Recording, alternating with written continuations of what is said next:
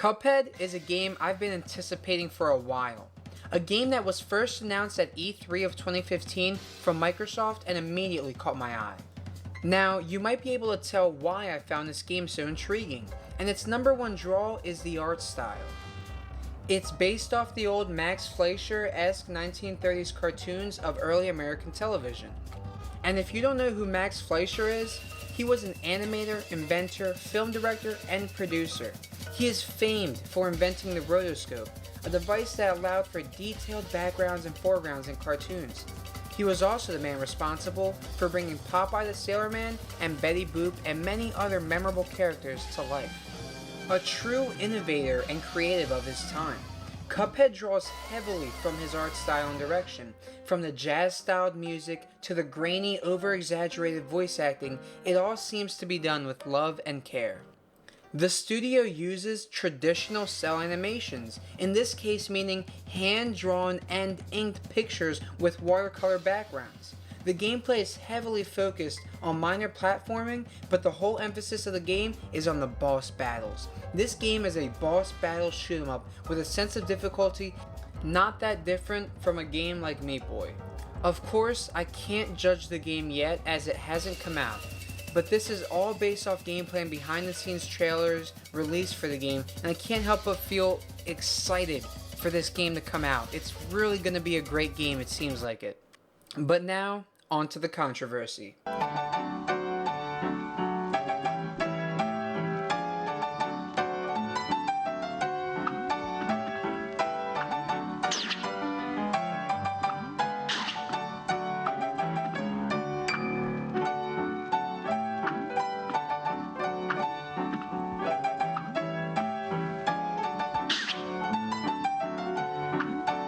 Recently, a GamesBeat journalist was seen struggling with this game. A man by the name of Dean Takahashi was recorded not being able to pass even the most basic of tutorials, and it has sparked open debate. So, should games journalists be good at video games? This debate is not new. A while back, Polygon released a video showing off the first 30 minutes of Bethesda's new Doom game, a retelling of the original 1993 game that swept the entertainment industry. Sounds cool, right? Well, the controversy started within the first 3 minutes of the gameplay. When someone is really good at something or has been doing a certain task for a while, you start to tell who is actually good at said task and who isn't.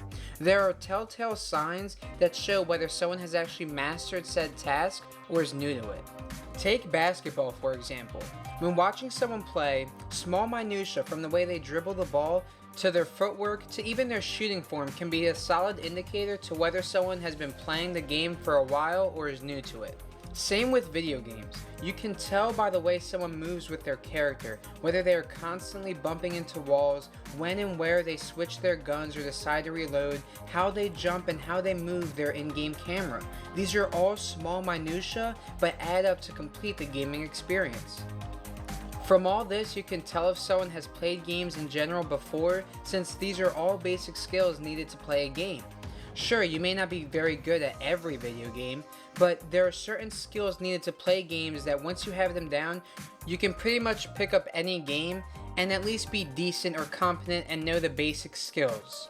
In the Polygon Doom gameplay, we can see that the journalist behind the controller doesn't know what he's doing at all. He's stumbling into walls, doing that new to FPS genre not moving camera shit, which is basically when you move your actual character to aim at an enemy instead of moving to the camera to aim at an enemy. We see our moms or little sisters do it all the time when you first hand them a controller. You see him miss countless shots, and if this wasn't the lowest difficulty, he would have died every single time he set foot outside.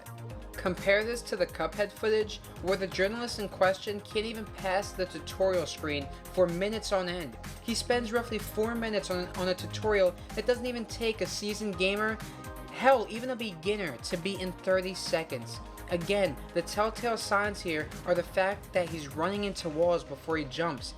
That's a big one for new gamers. Another is him blatantly running into enemies and not catching on to the cues enemies give when they're about to do their attack, whatever that attack may be. Good game designs have enemies with patterns that you can learn to master to know when an enemy is about to do something. This is no better exemplified than in the NES Classic Punch-Out!, where every single opponent has a signal as to when they are going to do their move. And sure, it takes a while to learn, but most gamers will know to be on the lookout for these tells. Here we see this reporter continuously die over and over again to the same enemies in the first level. And sure, Cuphead is supposed to be a difficult platformer. You're not supposed to run it all the way through without dying a couple times at first. But from what we can gather, the first level seems easy enough, a nice little side-scrolling level with no pits till the very end. Instead, it's filled with easy to read enemies, so it seems as though the game starts you off at a slow pace. But it is frustrating watching a supposed games journalist continuously dying to the same enemies over and over and over again. This was supposed to show the first 30 minutes of the game, but 5 were spent in a 30-second tutorial, and the remainder 25 was all spent dying within the first level.